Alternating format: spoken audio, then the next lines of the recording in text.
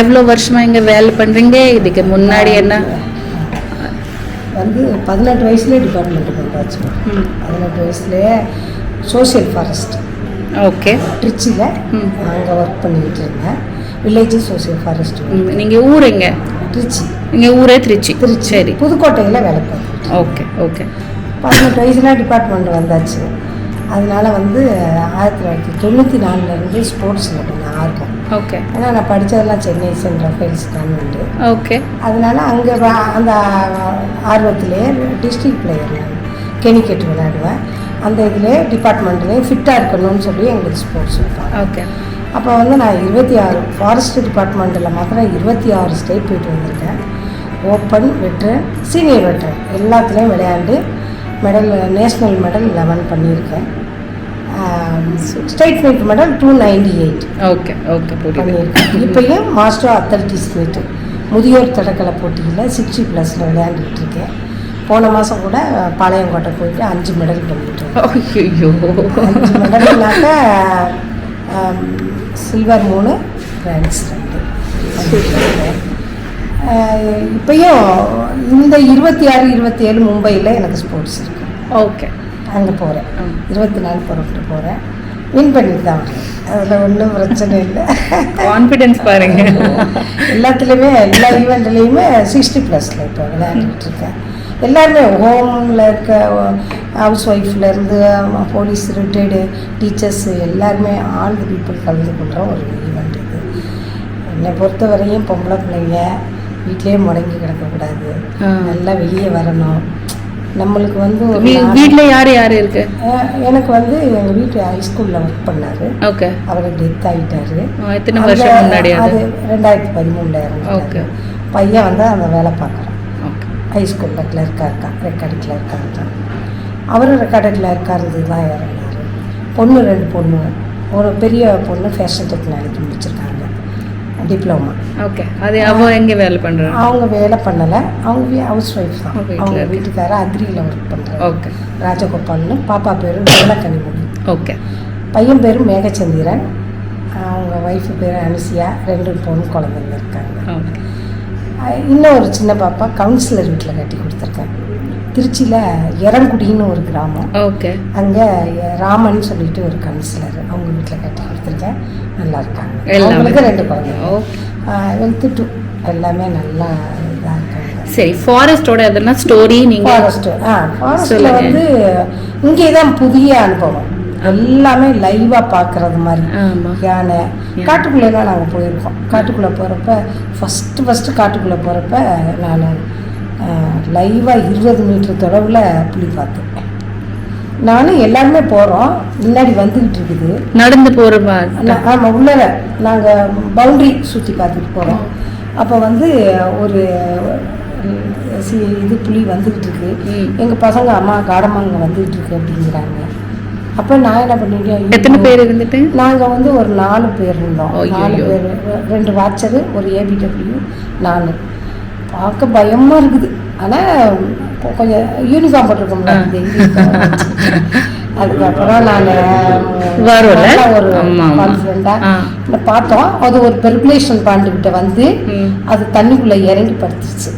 அப்புறம் நாங்களும் அது டைம் காலையில் இல்லை சாயங்காலம்? இல்லை, ஒரு 12:30 மார்னிங் நாங்கள் உள்ளார காட்டுக்குள்ளே போகிறப்ப அது ஒரு அனுபவம். ஆனால் கை காலெல்லாம் ஜில்லிட்டு தான் போயிடுச்சு. என்னதான் யூனிஃபார்ம் போட்டாலும் அதை பிடிச்சி இழுத்துட்டு போனால் 2 கிலோமீட்டர். புலி பார்த்து பயமா, யானை பார்த்து பயமா? இல்லை, எதுவும் பார்த்து பயம் கிடையாது. ஆனால் அது அட்டாக் இவ்வளோ பேர் இருக்கும்ல, நம்மளை அட்டாக் பண்ண சான்ஸ். யானை அட்டாக் பண்ணல, அது விரட்டும். நிறைய இடத்துல பார்த்துருக்கோம். பின்னாடி ஓடி வருவோம். சென்சஸ்லாம் போகணும்னா பார்த்துருக்கோம். ஓடி வந்துச்சா? பின்னாடி வரும். ஓடி வர்றப்ப நம்மளாம் கொஞ்சம் சுதாரிச்சு வேற ட்ராக் மாதிரி போகணும். அதோட ரூட்ல வரக்கூடாது. ஆமாம். அதுக்கு வந்து கோவம் வராது, வந்துச்சுன்னா விரட்டும். குட்டியோட இருந்தா வரட்டும். குட்டியோட அது சேஃபுக்கு அது பார்க்கும். மற்றபடி மனம் வந்து என் தாய் வீடு மாதிரி. அது இங்கே யாரு என்ன வரும்? நம்ம இது பின்னாடி இங்க வந்து தண்ணி இருந்தா அந்த பர்குலேஷன் பண்றங்க ஆமா ஆமா ஆமா அதுக்கு வரும். அது மோஸ்ட்லி இப்ப வர்றது இல்ல. புலி வரும். பாப்புலேஷன் அதிகமாயிடுச்சு, வீடுகள்லாம் நிறைய ஆயிடுச்சு. அதுக்கு நம்ம ஸ்மெல்லு தெரியும். அது ஸ்மெல் வருதா வராதுல்ல அந்த ஆமா, நம்மளோட ஸ்மெல்லு அது ஸ்மெல்லு நம்மளுக்கு தெரியும். நம்ம ஸ்மெல்லு அதுக்கு அங்கேயே தெரியும். தேவையில்லாம ரொம்ப ரேர். நைட்ல மிட் நைட்ல எங்கேயாச்சும் வர்றது போறது அது வரும். கேமரா டிராப்ல தெரியும். எல்லாம் உள்ள வச்சிருக்காங்கல்ல. நான் வரலன்னு உங்ககிட்ட சொல்லலாம். டிராப்ல மாட்டோம்ல, இதுல கேமரா டிராப்ல மானிட்டரிங்ல பார்ப்பாங்க. அதோட பர்டிகுலர் செல்ல அதுக்கும் தெரியும். நேஷனல் இதுக்கு அனுப்புறாங்க. அந்த டெல்லியோட தலைமையகம் அங்க இருக்குது. ஃபவுண்டேஷனுக்கு அனுப்பிடுவாங்க. நல்லா. அப்போ செப்டம்பர் வரைக்கும் வேலை இங்க இல்ல? டிசம்பர் அதுக்கப்புறம் என்ன பிளான்? இங்க வேற யாராச்சும் வச்சு பார்ப்பாங்க ரேஞ்ச் ஆபீஸ். நீங்க என்ன பிளான்? செப்டம்பர் டிசம்பர் அப்புறம் போய் வந்து நான் பிக் பாஸ்க்கு போறது மாதிரி இருக்குது 9th சீசன்ல. அதுக்காண்டி தான் இந்த ப்ரெசன்ட் மெடல்லாம் கொஞ்சம் பண்ணிக்கிட்டு இருக்கேன். 9th சீசனுக்கு எனக்கு ஆடிஷன் வந்து போகல, அட்டன் பண்ண கிடைக்கல. ஆனால் 9th சீசனுக்கு நான் கட்டாயம் பிக் பாஸ்க்கு போயிடுவேன். தமிழ் பிக் பாஸ் கண்டிப்பாவா? நிஜமா போயிடுவேன். அந்த ஆடிஷன்ல என்ன கேட்கும்? ஆடிஷன்ல என்னோட மெடல்ஸ் எல்லாமே எடுத்துட்டு போவேன். அப்படி என்னோட ஒரு கிளிப் கொடுப்பேன், சிடி கிளிப் கொடுப்பேன். அவங்க எல்லாம் போட்டு பார்த்துட்டு எல்லாமே என்னோட எல்லாமே இருக்குது. நான் படித்ததுலேருந்து, காலேஜ் முடித்ததுலேருந்து, என்னென்ன இதோ ஹெர்பேரியம் என்னென்ன பண்ணேன் காலேஜில் எல்லாமே வச்சுருக்குறேன். எல்லாம் பார்ப்பேன். மோஸ்ட்லி எனக்கு ஒரு ஆசை இருக்குது, வாய்ப்பு கிடைச்சா அதை விட மாட்டேன். நிஜமா அது அதுக்கு ஆமா பாப்புலாரிட்டி கிடைச்சிருக்கோம். இனிமே வந்து எனக்கு இனிமே ஏன் பண்ணி என் குழந்தைங்களை காப்பாற்றணுங்கிறதெல்லாம் அவங்க செட்டில். நான் ஃபாரஸ்ட் பென்ஷன் நல்லா வாங்குறேன், எங்கள் வீட்டுக்கார் பென்ஷன் வாங்குறேன், நல்லா இருக்கேன். ஒன்றும் குறைவுன்னு சொல்றதுக்கு நிறைவாகவே இருக்கிறேன். இப்போ உங்களை மாதிரியெல்லாம் பார்க்கணுன்னா எனக்கு ஒரு சாட்டிஸ்ஃபேக்ஷன். நம்மளுக்கு இந்த ஏஜ்லேயும் 64 இயர்ஸ் ஓல்டு, இப்போயே நம்மளால முடியும் செய்து. இப்போ வந்து அவங்களுக்கு காலை டிஃபன் கொடுத்தேன், மதியத்துக்கு அவங்களுக்கு 15 சப்பாத்தி வெஜ்ஜு குருமா ரைஸ் பண்ணி கொடுத்துட்டேன். இப்போ நம்மளால முடிஞ்சாதானே செஞ்சு கொடுக்க முடியும்.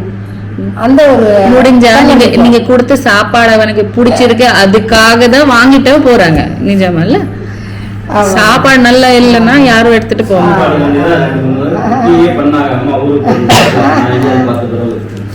அதான் நான் நினைக்கிறேன். நம்ம தமிழ்நாடு மினிஸ்டர் இருக்காருல்ல ஸ்டாலின், அவங்க அண்ணன் பையன் என்கிட்ட வந்து சாப்பிட்டு போயிருக்காரு. அண்ணன் பையன் துறை கையானு நிஜமா ரொம்ப இங்க வந்து சாப்பிட்டுட்டு 8 பேரோட சாப்பாடு நல்லா இருக்குன்னு சொல்லியிருக்காங்க. அவங்களாம் நம்ம கையில சாப்பிடுங்கிறதே இல்ல.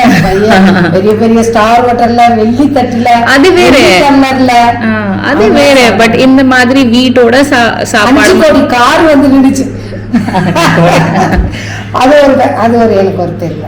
ஏன்னா அந்த வயிறு ஒண்ணுதான் போதுங்கிறது. வேற மனிதரா பிறந்த ஒவ்வொருத்தருக்கும் ஒரு பண ஆசை இருக்கணும், ஆனால் வெறி இருக்கும். அதுதான் என்னோட இது. எனக்கு இன்னும் யாருக்காச்சும் நல்லது செய்யணும், நல்ல சாப்பாடு கொடுக்கணும், என்னை சேர்ந்தவங்க நல்லா இருக்கணும், அந்த ஏம் தான். நேத்திக்கு சாயங்கால பார்த்த நீங்க சாயங்காலையில நைட்ல ஆமா பயம் இருக்காது? பயம் இல்லை, நான் இருப்பேன். அது அப்படியே பழகி போயிடுச்சு. பயம் இருக்கும், ஸ்டார்டிங்ல இருக்கும். இப்பெல்லாம் பயம் இருக்காது. நான் புறப்பட்டு ஒரு இடத்துக்கு போக நின்னால்தான் பஸ் வரலன்னு ரிட்டர்ன் வந்துட்டு. உங்களுக்கு எல்லாம் அந்த தொக்கெல்லாம் செய்து வச்சுட்டு மாமாட்ட சப்பாத்தி போட்டு தர சொல்லிட்டு. ஆமா, நாங்க நடந்து இங்கல இருந்து அங்க குவார்டர் வரைக்கும் போறதுக்கு, அங்க குவார்டர் வரைக்கும் போறது இங்க ஆன வருது, இது வருது. இதுவரையும் நான் 100 பண்றேம்மா, 100 மீட்டர் ரிலே பண்றேன். அது நான் 60+ போகல, 55ல இறங்கி ஓடுறேன். ஆல்பம் பாக்குறீங்களா? எடுத்துட்டு வரவா? எடுத்துட்டு வாங்க. ஆல்பம் இருக்கு, ஒரு கிளான்ஸ் பாருங்க. ஆமா ஆமா ஆமா, எடுத்துட்டு வாங்க. ஆமா, எடுத்துட்டு வாங்க. பாருங்க, ஆல்பம்